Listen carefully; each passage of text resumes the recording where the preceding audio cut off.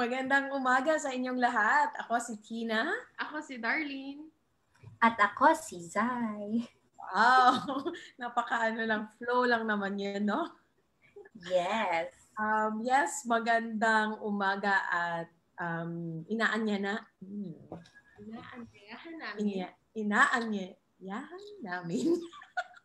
Okay guys, we invite you today, no, sa araw na ito upang atin na namang talakayin or itatranslate na naman namin isasali na naman namin sa wikang Tagalog ang pinaka-latest na video ni Datuk Dr. Lim Shoujin noong Oktubre 9. So, nung nakaraang Biyernes. No? So, ang topic natin ngayon ay tungkol sa ang hindi pagsasamba sa pangalan at forma. So, bakit yon?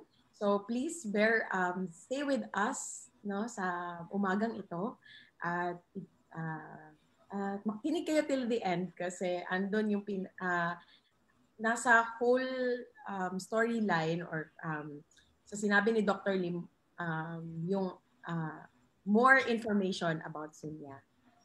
So, yun. So, Zai, ang magsisimula sa translation na ito ay si Zai.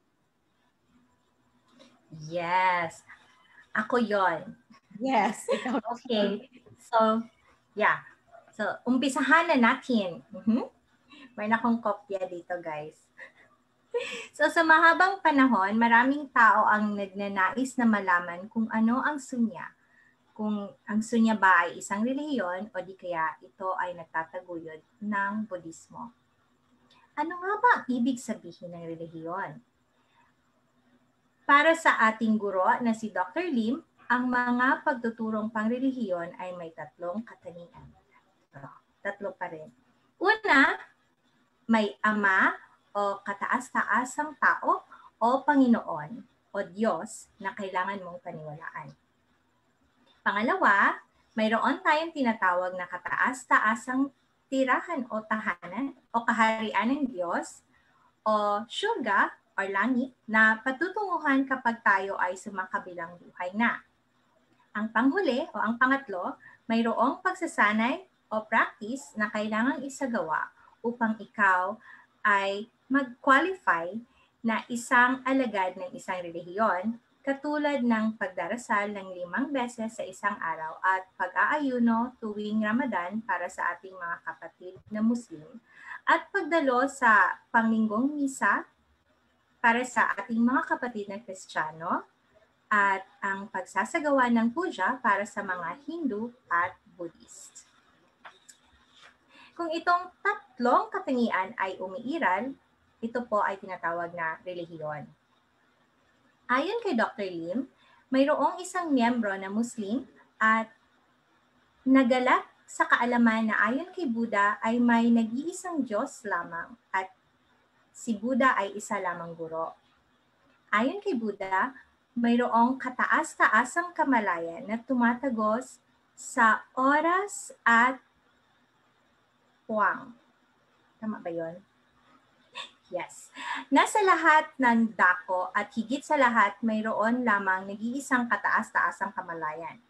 Kung ang kamalayan ay tumatagos sa panahon at puwang, walang 2, 3 o maraming kamalayan na sabay-sabay sumasakop sa oras at puwang at ang kataas-taasang kamalayan ay nag-iisa at isa lamang.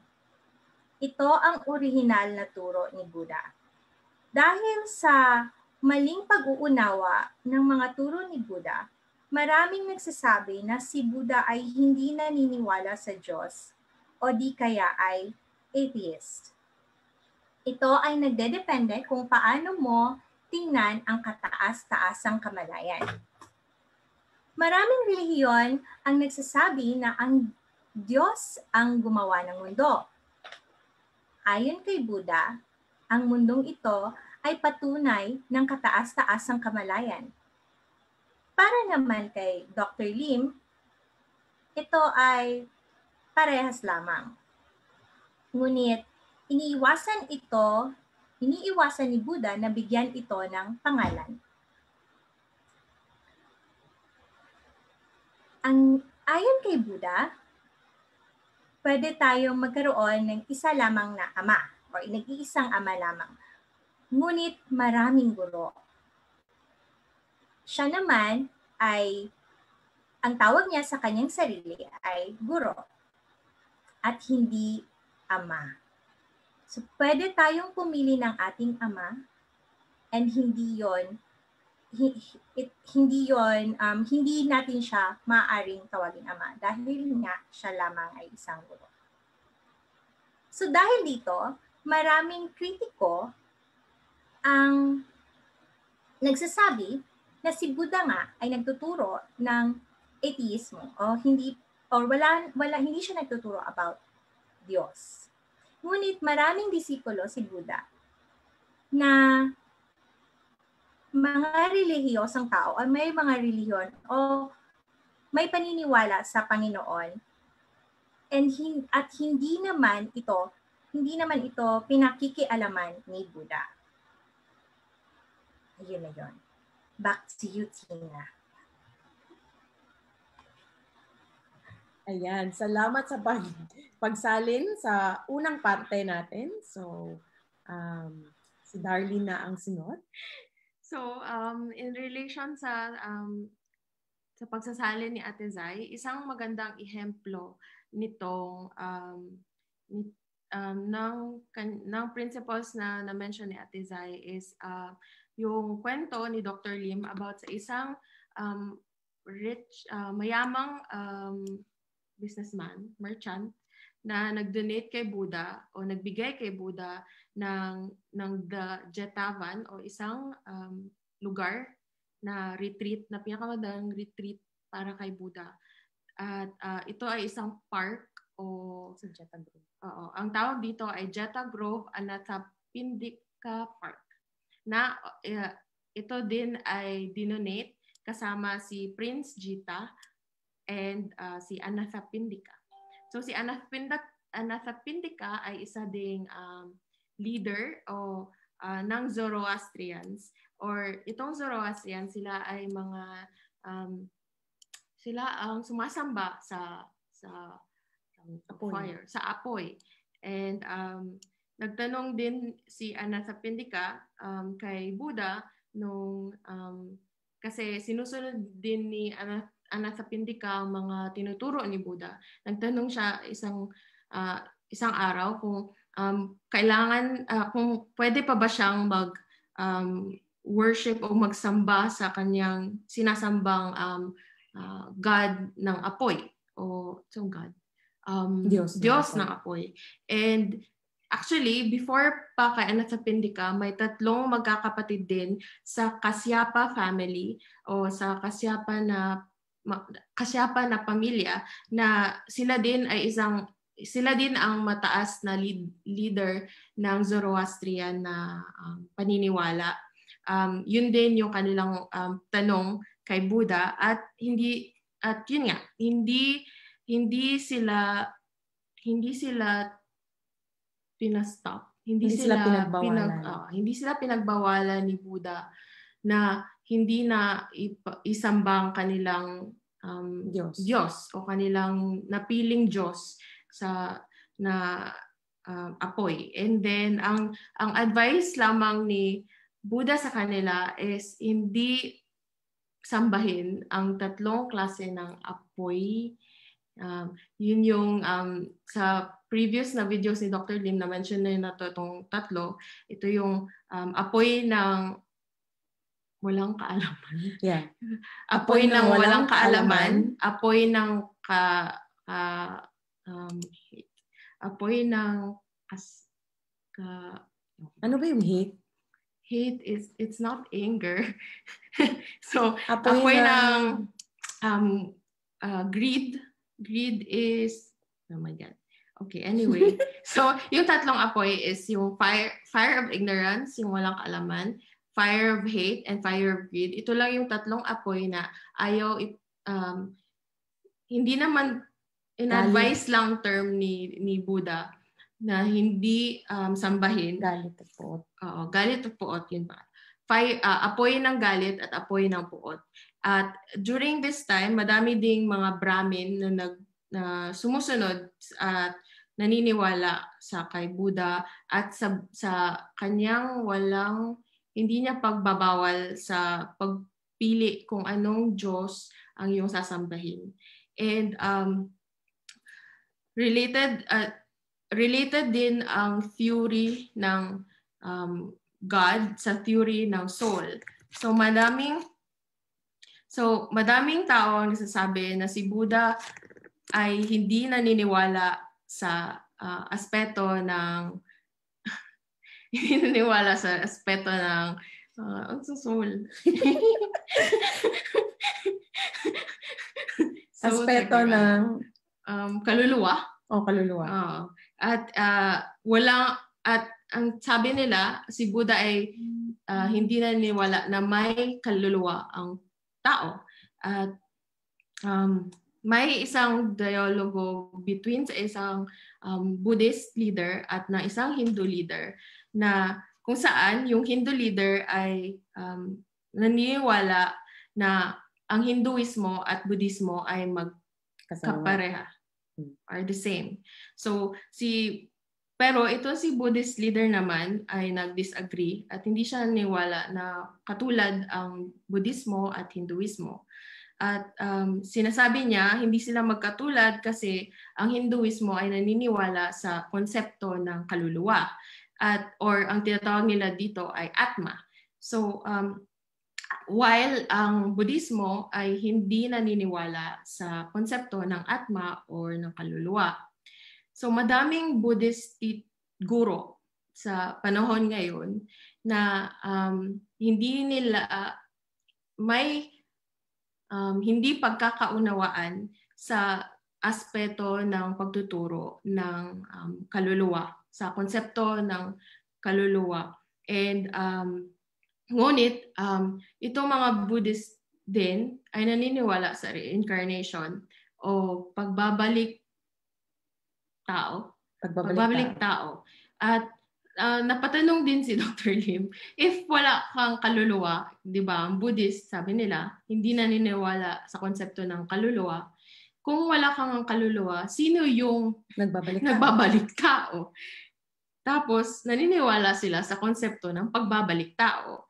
At na-point out din ni Dr. Lim dun sa kanyang video na ang alaya consciousness, naniniwala ang mga Buddhist na may alaya consciousness at itong alaya consciousness is dito nanggagaling lahat at dito nakalagay lahat ng parang information or datos patungkol sa buhay mo sa susunod na pagbabalik tao.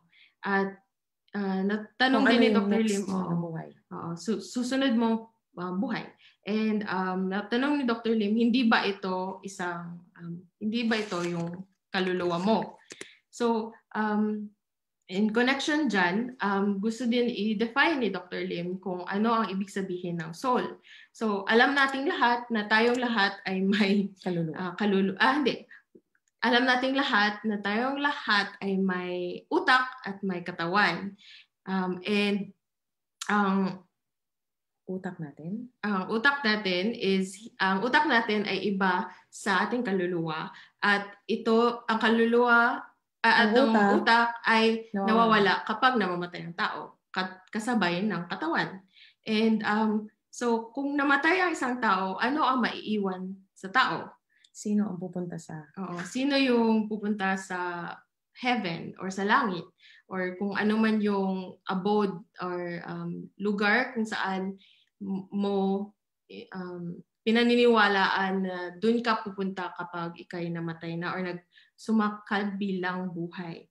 So kung ano man yun, kung ano man yung tawag dito, kung ano man yung naiwan sa'yo, ito ay isa pa ring form o katawan. What's forma? Forma, okay. Forma. Sige. So, yung naiwan sa'yo, isa pa rin siyang forma, and itong forma na ito ang pupunta doon sa itong forma or anyo na ito ang pupunta doon sa pinaniniwalaan mong langit or kung saan ka man pupunta kapag namatay ka or nagsumakabilang buhay. At hindi ba itong anyo na ito ay isang kaluluwa?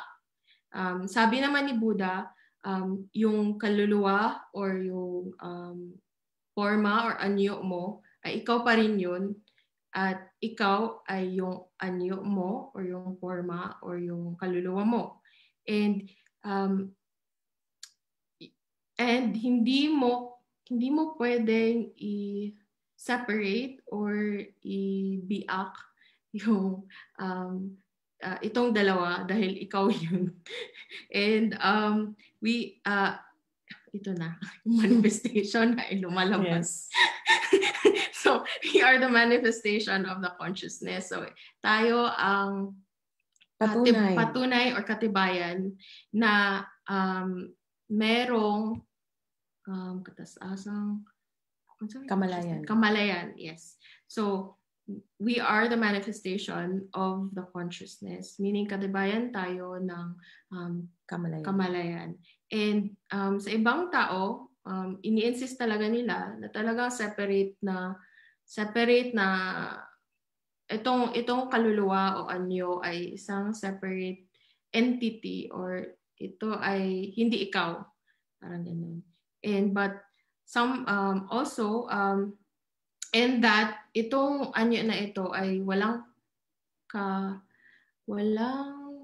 relasyon sa current mo na existence. And yun, sabi ni Dr. Lim, ito ay maling paniniwala. We discussed this. So ito din ay isang malaking discussion or topic, at ito'y i-discuss pa further ni Dr. Lim sa iba pa niyang videos. Also, we are the manifestations. Paulit-ulit na sinasabi ni Dr. Lim na tayo ang katibayan na merong kataas-taasan na kamalayan, at itong kamalayan na ito ay meron or present sa bawat isa sa atin, at ito'y hindi na sisira, hindi mo pwedeng basain ng tubig, hindi mo pwedeng patayin, hindi siya pwedeng masunog ng apoy, at hindi siya nasisira, and meron ding na pinoint out si Dr. Lim na ang Diyos ay may kataas-taasang kamalayan, at tayo ay may kataas-taasang kamalayan. Bakit hindi tayo Diyos kung parehas tayong may kataas-taasang kamalayan or supreme consciousness? Ang sagot ni Dr. Lim, ang sagot dito ay napakasimple daw, dahil ang ating kamalayan as mga tao ay marami pang impurities na tinatawag o dumi or attachments sa mga bagay-bagay sa mundo, like napaka-attach pa natin sa buhay, ganun. And if ito din, madami examples si Dr. Lim about parang hindi naman example but parang visualization kung ano ang difference o pagkakaiba ng kataas-taasang kamalayan ng Diyos at kataas-taasang kamalayan natin as mga tao.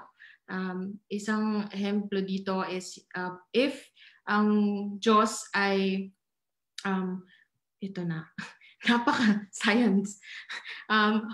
If ang Diyos daw is a whole spectrum of electromagnetic waves, what is that? Ano mo? So if ang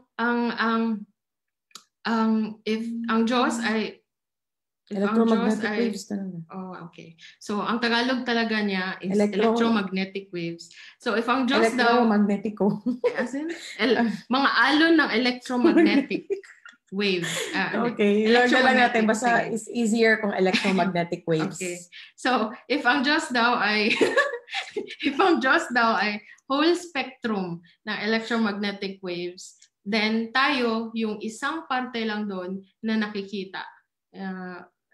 Ang term ni Dr. Lim is visible light region. And if ang Diyos ay isang white light at tayo naman yung nasa red light. Yung red light, ito din ay isang light pero hindi siya yung white light na yun yung Diyos. And then, ang kataas-taasang kamalayan din, yun nga, na-mention na to ni Ate Zai earlier na meron siya sa anumang, hindi siya bound, hindi siya, paano ba to? It spans over time and space and all manifestations, meaning it is, sakop niya lahat ng oras, sakop niya ang lahat ng puwang, and lahat ng pagpapatunay.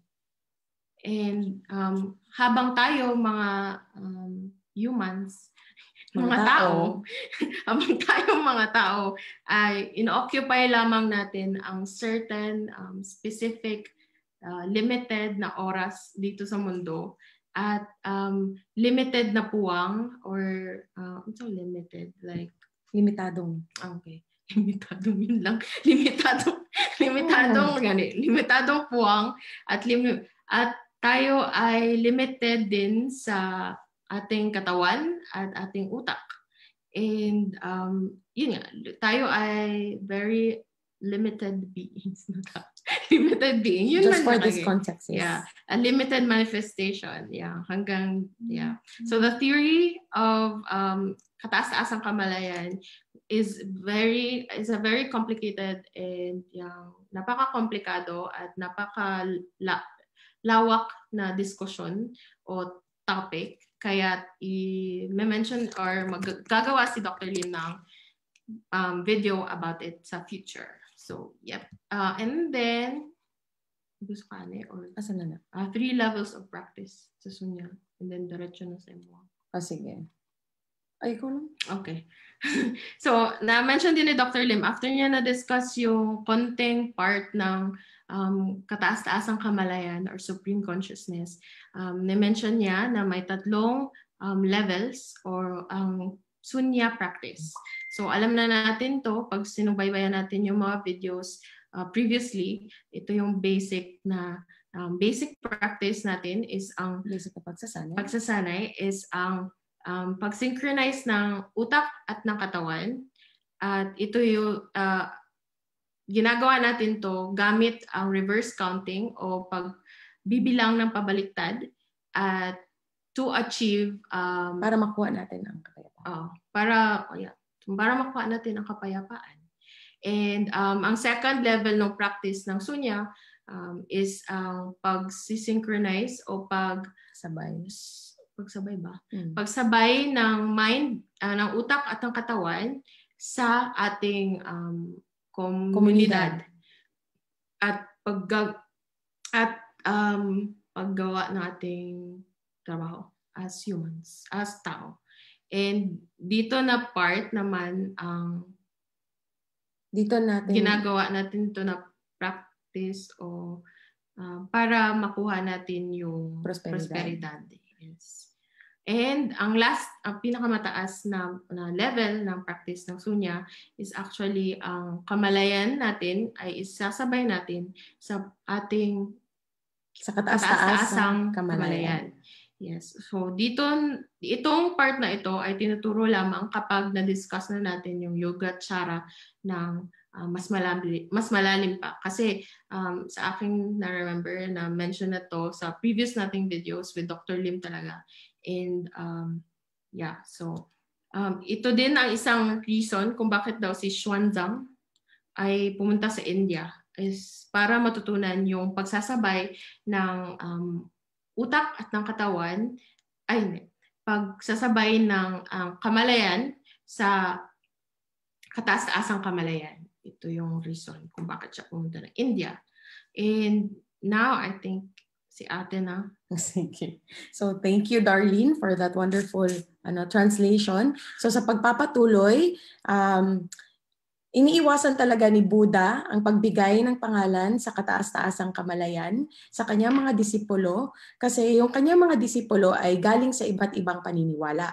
So, sinasabi din niya sa kanyang mga disipulo na maniwala pa rin sa Diyos, pero wag mong sambahin ang pangalan ng Diyos.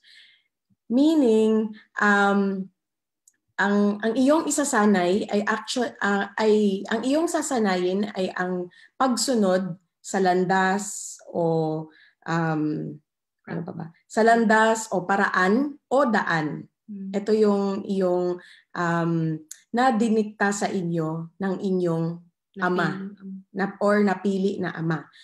Ngunit wag mong sambahin yung pangalan lamang.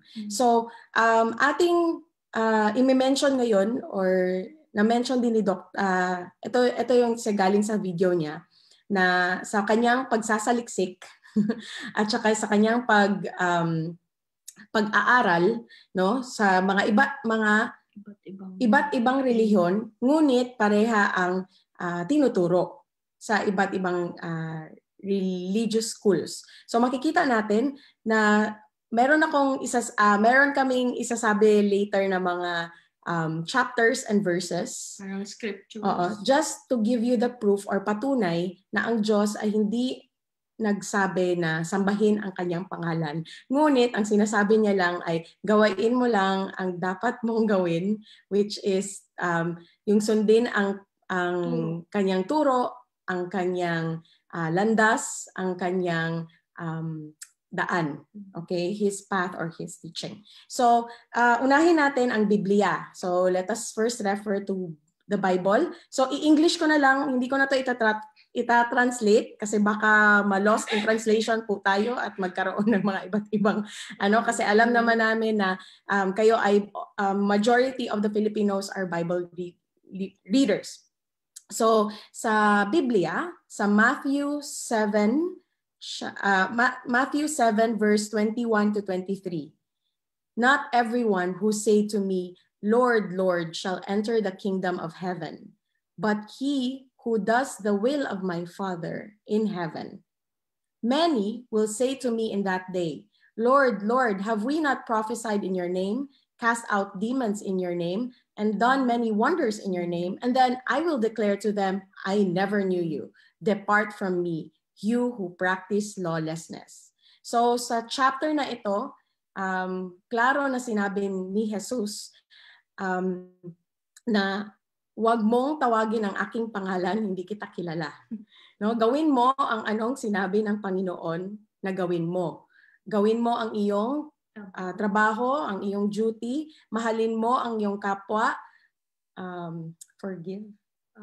Patawarin mo ang iyong kalaban o kaaway at hindi mo lang basta-basta na sinisigaw ang pangalan ng Panginoon or ng Diyos. So sa Quran naman po, we refer to Quran, chapter 2, the heifer, article 8, among the people are those who say, we believe in God and in the last days, but they are not believers. 9, they seek to deceive God and those who believe, but they deceive none but themselves, though they are not aware.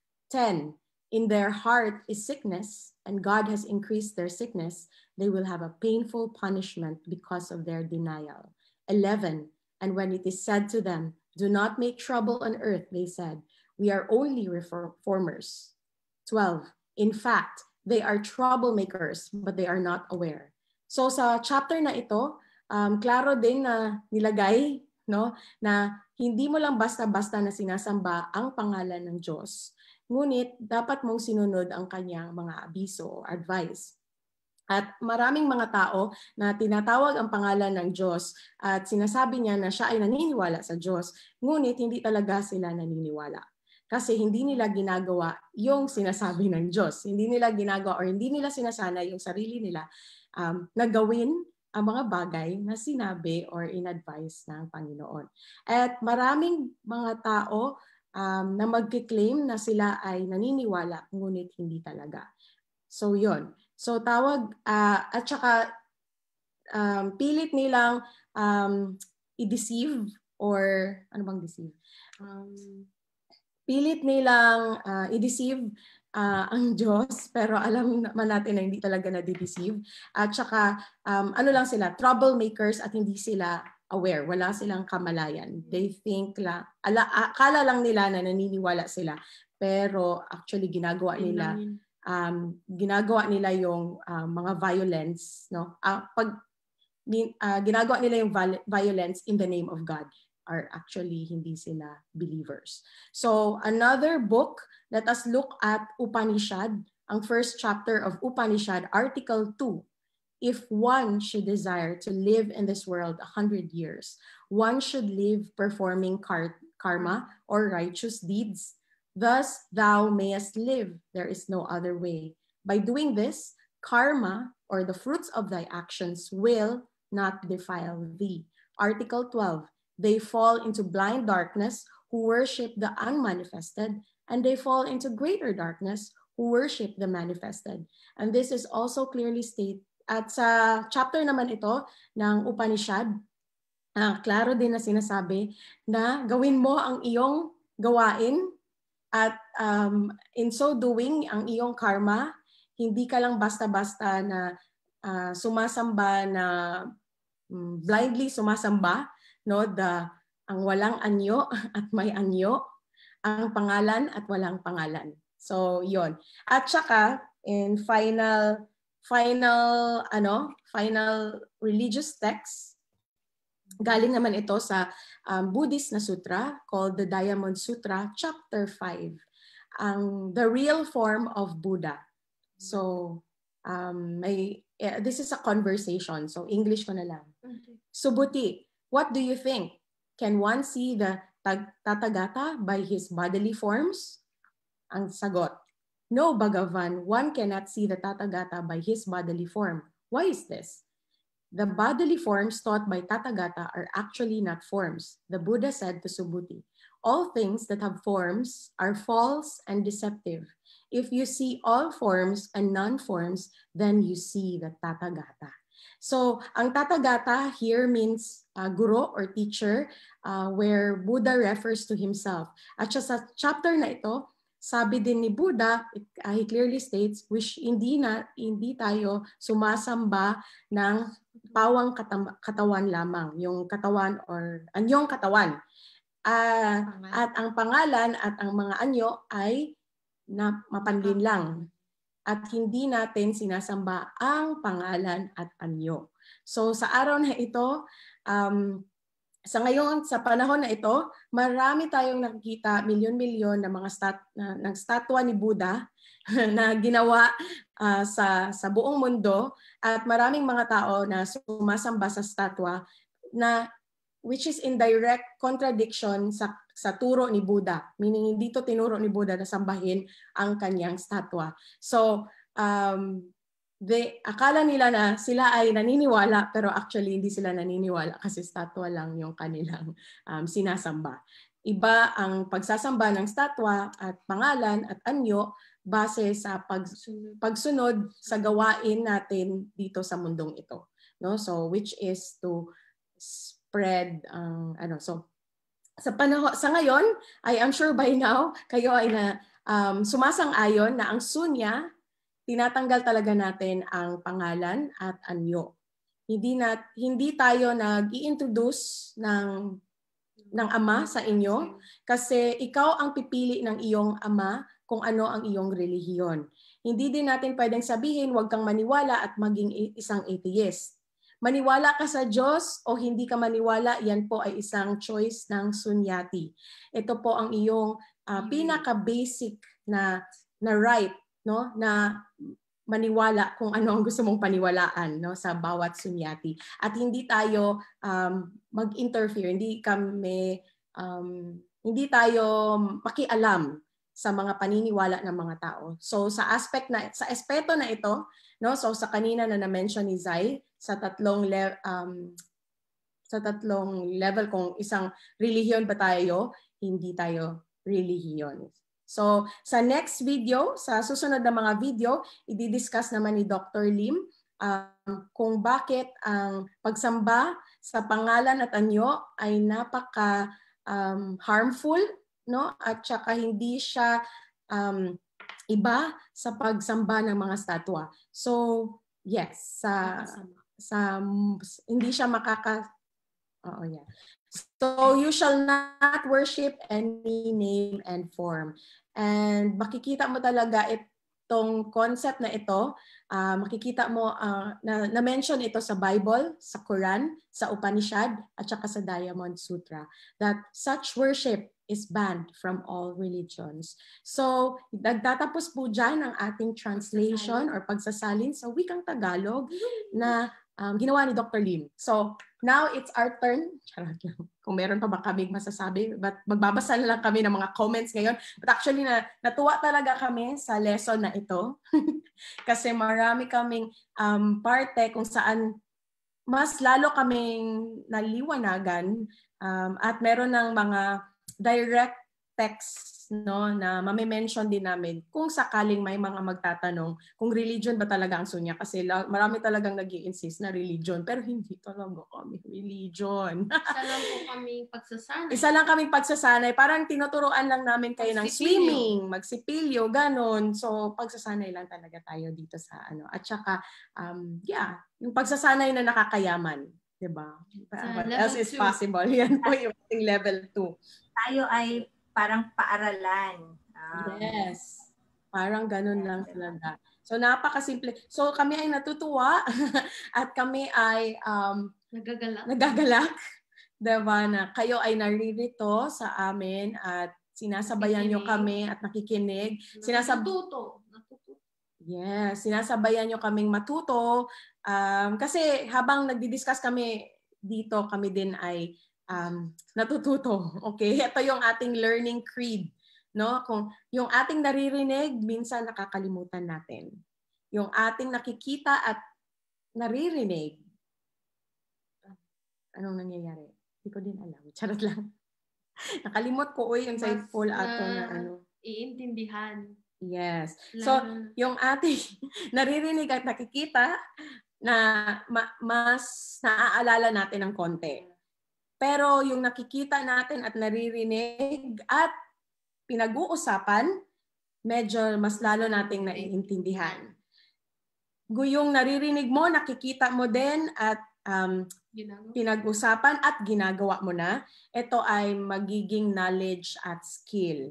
At ano yung tinuturo mo sa ibang tao, yan ay iyong pagmamaster na. So kami ay nasa level pa lang sa what I hear, see, and discuss sa hapong ito. No, dinidiscuss lang muna natin. Yan. Oo. So kayo, nasa hear.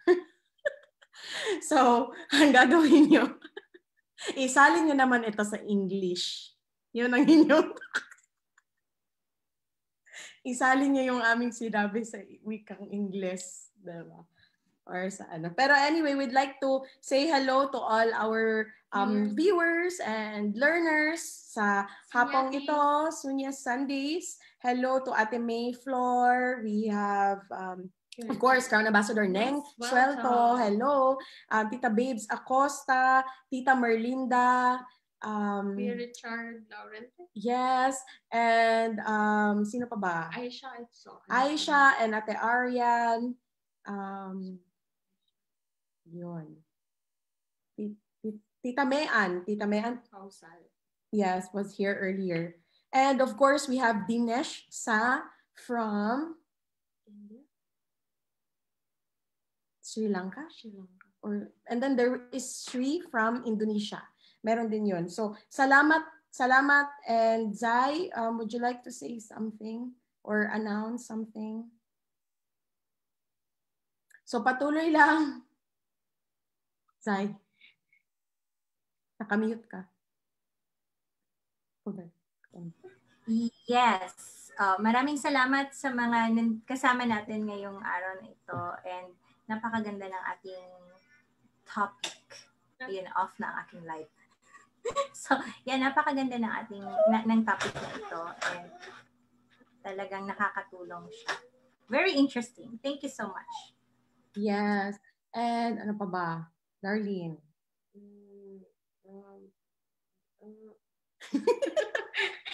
Na-speechless siya ngayon. Bakit ganon? Meron akong may dagdag pala ako. Dahil ang Oktubre ay Mental Health Awareness Month, aming kung sinasuggest, ano ba yung suggest sa Tagalog? So, sinasuggest po namin na mag-practice po kayo ng sunya kung nais niyo pong ma-empty ang inyong mind or kaisipan. So, or kung sa mga taong nagpa-practice na ho ng sunya, mas maigi po na atin pong ipalaganap ito sa ating pamilya o kapitbahay. So it's very, very important to practice daily. Yes. Ito talaga yung aming call. Hindi lang ito once a week na gagawin mo or gagawin natin ang meditasyon pag merong grupo, ganyan. May problema.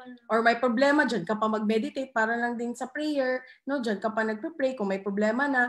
Habang wala pa pong problema, para din pong umiinom kayo ng RGGL. Hindi kayo iinom ng RGGL kung meron na kayong problema. So, di ba, tinitake natin ang RGGL araw-araw at hindi tayo mag-skip kasi part yan. Ganon din po ang sunya. Ganon din po yung prayer. No? So, kung ano man yung religion, no? Meron talaga tayong daily connection kung ano man yan. At saka ito, yung ating practice. Ito, kailangan daily. Hindi talaga namin ito ma-emphasize kasi yung mga tao paulit-ulit, daily ba gawin? Oh, daily na nga namin sinasabi paulit-ulit. Pero sabi ni Dr. Lim, have patience kasi yung mga utak ng mga tao hindi parehas kasi hindi lahat nagpa-practice. Hindi lahat minamaster ang kanilang utak. So, yeah, have patience sa mga tao na hindi nila naririnig yung sinasabi mo kasi minsan yung naririnig nila yung sarili lang nila. No? So, marami talagang ganyan, no? Kahit 1 year ka nang nagsasabi sa kanila, mas makikinig pa sila sa ibang tao na, sinabi ko na yan sa'yo, 1 taon na. Okay lang yan. Pero again, we honor and respect the space and choices na pinipili ninyo. Ang paggawa sa sunya ay isa lamang choice.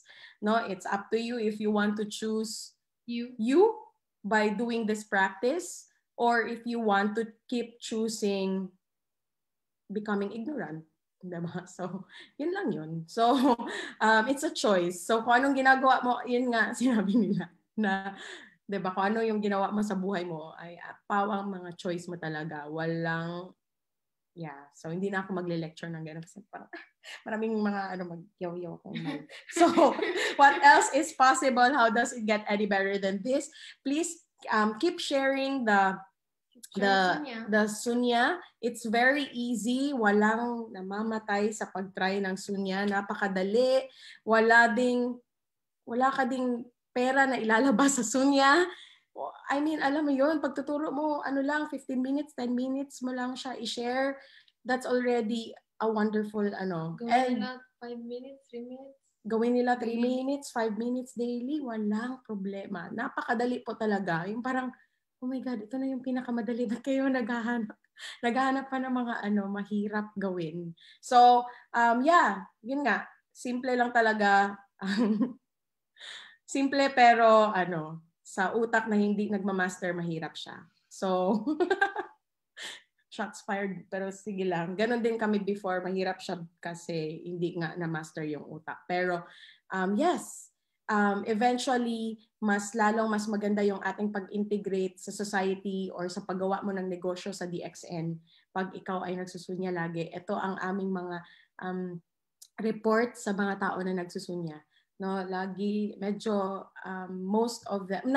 majority of them have more peace of mind and then they can make wonderful business choices at saka wonderful business practice at saka nagiging mas creative sila sa paggawa ng negosyo at mas less din ang kanilang pag-aaway sa mga tao at kung meron mang mga makukulit, ganon, makulit lang talaga, ganon. So, ano pa ba? Good morning to Jabez, Tito Arman and Tita Merlinda, Ate Mayflor, Miss Mean Pausal, Ate Vanessa, Hello.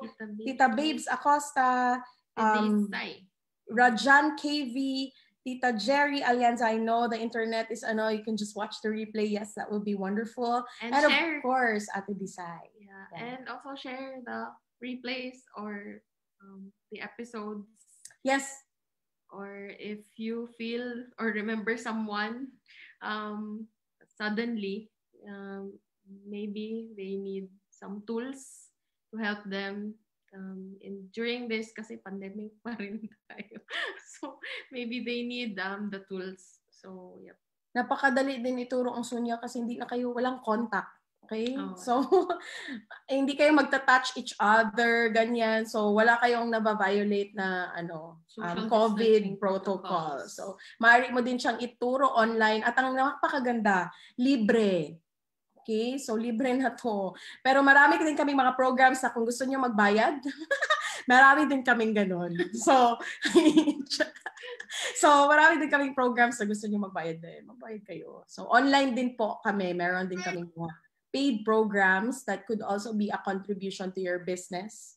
So yes, manood lang kayo sa aming mga Zero Fox Given at saka Tea Time Thursdays lagi.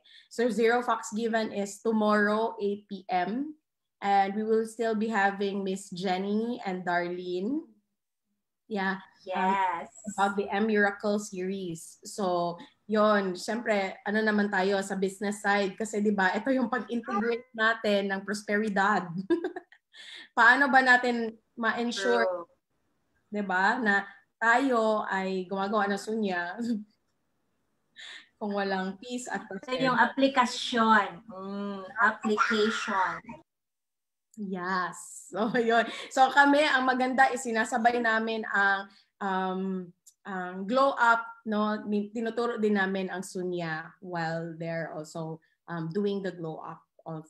So, part siya ng aming ginagawang mga packages at programs sa Fox Tribe. So, maaari nyo din siyang gawin sa inyong mga groups, no? If you like to do that. And, the best way to be confident is always practice. Para lang dati nung nanonood tayo ng mga modules ng DXN, no, paulit-ulit. Bakit to paulit-ulit? Paulit-ulit talaga. Kasi para hanggang yung lalabas na sa bunganga mo yun na talaga. So kailangan paulit-ulit. Parang Sunya, paulit-ulit lang. Walang, diba? So some people get bored with paulit-ulit.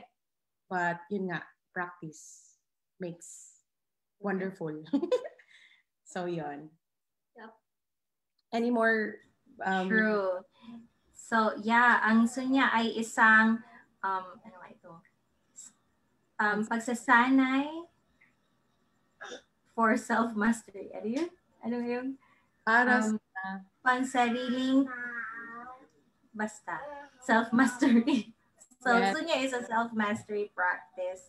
So, mas maganda kung tayo ay, kung umpisahan natin sa bahay, kung kayong lahat sa bahay ay nagsusunya, mas peaceful po. Mm-hmm. Hindi natin sinasabi na peaceful, wala nang away. Pero pag nag-aaway, medyo peaceful. O, diba? Paano yun? Joke lang. Wala. No ko, no. Ganito mag-away.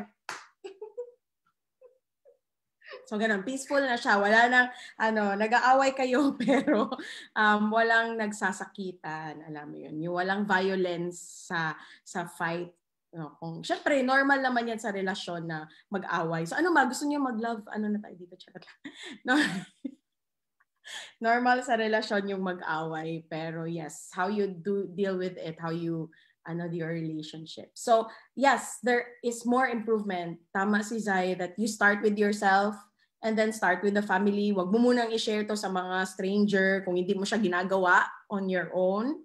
So, always do this first. Kasi syempre, the worst way to promote something is when you're not doing it. The same thing with DXN. If you're not using the product, it's the worst way to promote a product if you haven't even used it. So how can you promote something that you haven't even tried? So I'm gonna pitik your nose. So i-try nyo talaga bago nyo i-promote. So the best way, the best time, lagi namin sinasabi ay now, ngayon. Kailan? Now. Yun. We gonna go up. So, yun. So, kinakantahan din namin kayo para medyo pumasok din sa mind niyo kasi minsan, yung sing-song daw na voice na mabilis pumasok. Mabilis yung recall. So, yeah, we gonna glow up. So, pag maisip niyo yung glow up, kami yun. Glow up, Jempury. Tapos, now. Kailan mag-practice? Now. Kailan practice niya? Now. So, yun. So, yan. Ganun lang. Parang, di ba, good morning, DXN. O, DXN clap. Di ba? Duwa lang ka mukha karon kay kanang visually power gusto. Tulo na miron. Good morning, DXN. Namiss na mo ang kanang clap, guys. True. Very memorable. Good morning, DXN clap. Yes, so true. Sa Jensen Leadership Camp. Diba? We love you, Dr. Lim. We love you, Dr. Lim. Diba something like that? So we're just, having fun today for all of you so that you remember our laughter because people really sila yung nagkatakanta. So at least na-remember nyo kami. Diba? Nagsunya talk pala tayo. Ganun. Nagsunya talk tayo ngayon. So we're just giving you reminders. So the best time to practice sunya is now. Ngayon yon. So mag-Jempury, glow up. So credits to SB19. Okay? So yon kasi baka sabihin nila kumokopya kami kumokopya. Ano din kami, 18. Kami ang Fox Gugus of SB19. So, anyway, thank you so much for watching. And dumating na daw si Maggie sa likod ni Zai. So, yes, thank you so much for watching. Do practice sunya and join us for our Jempury sessions or approach a Fox Tribe member if meron siyang glow up session for you. So, yes, what else is possible and how does it get any better than this? And we hope to see you tomorrow and later on our other Facebook pages, we will be doing online live selling. Magbibenta kami ng kung ano-ano at anik-anik. No? And DXN products. And of course, we include DXN products with that. It's for our customers and clients from all over the Philippines and the world. So, yun. So, we hope to see you in our future calls. Zero Fox Given this Monday, 8 p.m. with Darlene and Ate Jenny to share more about our M Miracle series. And maybe later, Zai will be sharing about Myco Veggie. Diba Myco Veggie yung ating ibibenta mamaya. So, meron kami mga ganong programs and shows at kung ano-ano. So, yes. See ya and happy Sunday. See you. Shesha. Everybody. Blessings. Neo and Angie. Hello, Kuya Mins and Larry Apolinario. See ya. Blessings. Bye-bye.